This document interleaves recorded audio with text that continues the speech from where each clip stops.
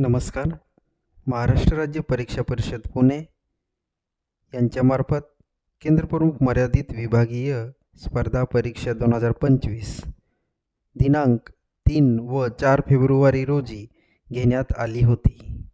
या परीक्षेचा निकाल अर्थात गुणवत्ता यादी जाहीर झालेली आहे.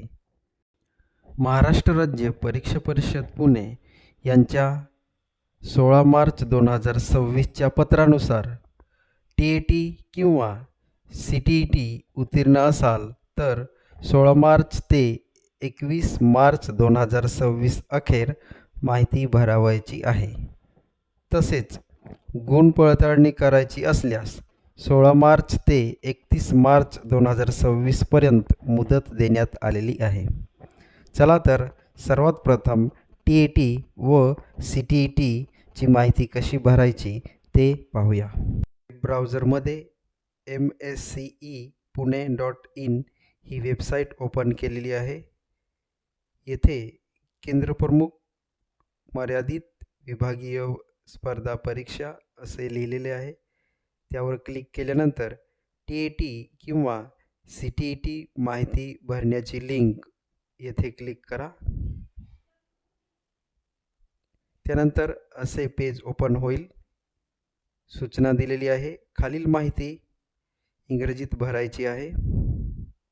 तसेच जर TET व CTET या दोन्ही परीक्षेत उत्तीर्ण असाल तर सर्वात पहिली परीक्षा उत्तीर्ण झालेल्या परीक्षेची माहिती खालील लिंकमध्ये भरावयाची आहे. सर्व सूचना आपण व्यवस्थित वाचून घ्यायच्या आहे, कारण एकदा माहिती भरल्यानंतर यामध्ये पुन्हा बदल करता येणार नाही. तसेच माहिती भरण्यासाठी मुदतवाढ दिली जाणार नाही. येथे केंद्रप्रमुख परीक्षेचा roll number, registration number, mobile number व जन्मतारीख व्यवस्थित भरावयाची आहे. मी ही लिंक 2 वेळा भरल्यामुळे हा मेसेज आलेला आहे. येथे उमेदवाराचे नाव हे ऑटोमॅटिक येणार आहे.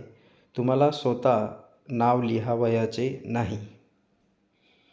त्यानंतर परीक्षेचे नाव TET किंवा CTET निवडा.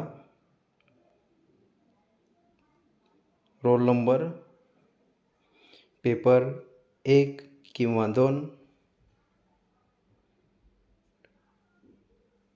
पुढचा रकाना आहे कास्ट. येथे जात संवर्ग निवडायचा आहे. त्यानंतर TET किंवा CTET परीक्षा वर्ष,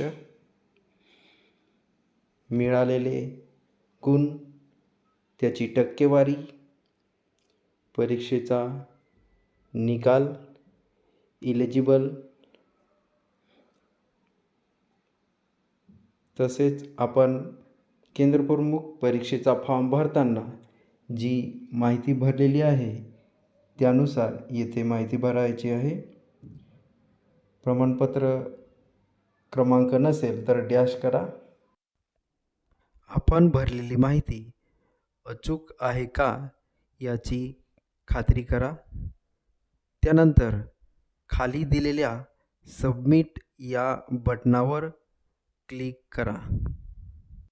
your application information is submitted successfully असा मेसेज तुम्हाला येईल. TET किंवा CTET पेपर 1 ची माहिती भरल्यानंतर आता पेपर 2 ची माहिती भरावयाची आहे, किंवा पहिली 2 ची भरली असल्यास त्यानंतर पेपर 1 ची माहिती भरा. सेम लिंकवर जायचं आहे mscepune.in. त्यानंतर ज्या पद्धतीने आपण पूर्वी पहिली लिंक भरलेली आहे त्याचप्रमाणे हा फॉर्म देखील आपल्याला फिलअप करावयाचा आहे. त्यानंतर संपूर्ण माहिती अचूक भरल्यानंतर सबमिट बटनावर क्लिक करा. अशा पद्धतीने TET 1 व 2 याची लिंक व्यवस्थित व अचूक भरावी.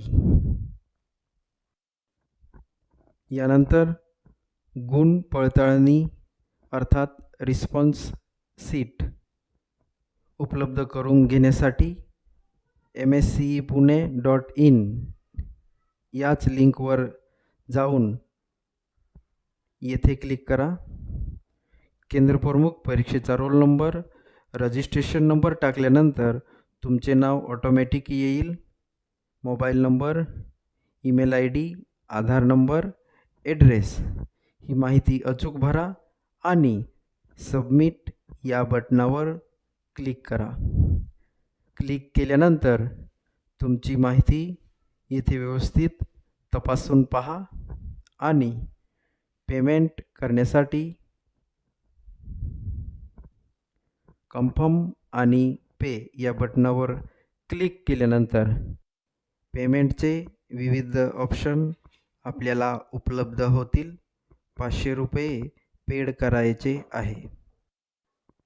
ज्या शिक्षक बांधवांनी 7 व 8 फेब्रुवारी 2026 रोजी CTETची परीक्षा दिली होती, त्यांचा निकाल अजून लागलेला नाही. त्यामुळे माहिती भरण्यास अडचण येत आहे. जर मुदत वाढवली आणि त्याच दरम्यान निकाल लागला तर आपल्याला देखील माहिती भरता येईल. ही लिंक भरत असताना काही समस्या असल्यास स्क्रीनवर दिलेल्या ईमेल IDवर संपर्क करावा किंवा आपली समस्या कमेंटमध्ये लिहा. धन्यवाद.